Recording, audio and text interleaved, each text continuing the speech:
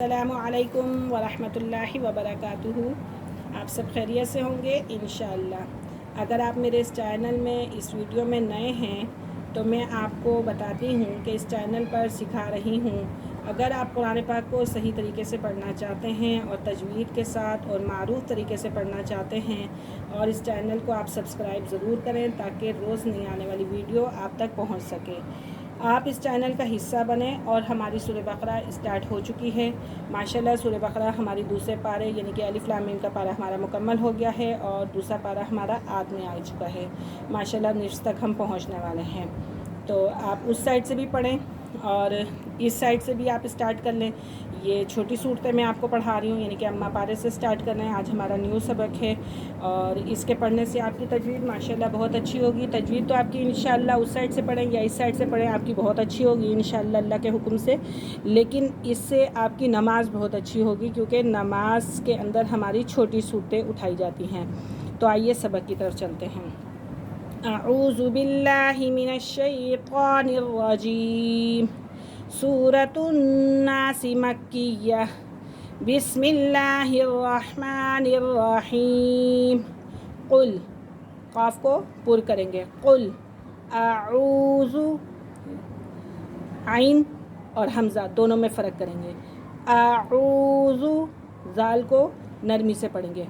قل اعوذ برب الناس۔ نون مشدد ہے، نون بھی مشدد ہے، با بھی مشدد ہے اور مشدد حرف اپنے پہلے والے حرف کے ساتھ مل کر پڑھا جاتا ہے، تو اسی لیے یہاں پہ ہم غنہ کریں گے۔ قل اعوذ برب الناس۔ اگر ہم تجوید صحیح طریقے سے نہیں پڑھیں گے، اگر ہم قاف کے بجائے کاف پڑھ دیں گے تو اس سے ہمارا ترجمہ غلط ہو جائے گا، تو ہمیں ترجمہ غلط نہیں کرنا ہے۔ ہم جانے انجانے میں یہ غلطی کر بیٹھتے ہیں اور ہمیں پتہ نہیں ہوتا، اور ہم یہ کہہ دیتے ہیں کہ ہم تو بہت اچھی طریقے سے اپنا قرآن پڑھ رہے ہیں۔ میں یہ نہیں کہہ رہی کہ آپ صحیح نہیں پڑھ رہے، آپ بھی ماشاءاللہ صحیح پڑھ رہے ہیں، لیکن ان الفاظوں کی پہچان کریں۔ ہم آواز الفاظوں کو اس طریقے سے پڑھیں اور یعنی کہ جو ملتے جلتے حرف ہیں ان کو دوسری طریقے سے پڑھیں، یعنی کہ جو ان کے پڑھنے کا حق ہے اسی طریقے سے ہمیں پڑھنا ہے۔ قل اعوذ برب الناس، مالک الناس۔ اب یہ باریک کاف ہے تو اس کی جگہ ہم قاف نہیں پڑھ سکتے، ٹھیک ہے، اسے کاف ہی پڑھنا ہے۔ مالک الناس، الہ الناس۔ لام کھڑا زبر لا ہے، ٹھیک ہے، اسے بھی ہم ایک الف کی مقدار کھینچ کر پڑھیں گے، اور نون ہمارا ویسے ہی مشدد ہے تو مشدد حرف اپنے پہلے والے حرف کے ساتھ مل کر پڑھا جاتا ہے۔ الہ الناس، من شر الوسواس الخناس۔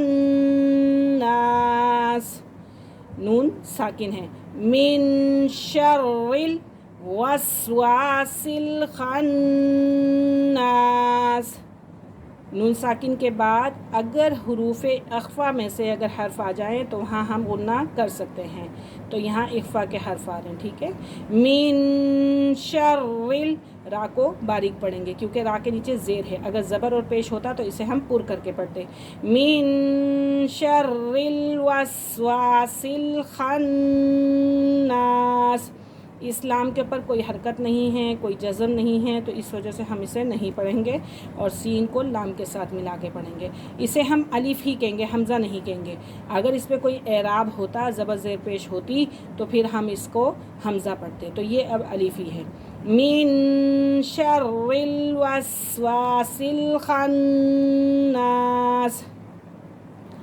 الذی، یا مدہ ہے، یا مدہ سے پہلے زیر ہے، الذی یوسوس فی صدور الناس۔ یہ بھی یا مدہ ہے، الذی یوسوس فی صدور الناس۔ صاد کو پر کر کے پڑھیں گے اور اس را کو باریک پڑھیں گے، اور یہ واو مدہ ہے، واو مدہ سے پہلے پیش ہے۔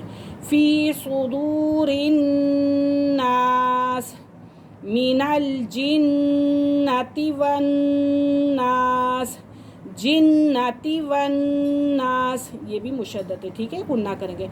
मिनल जिन्नति वन्नास।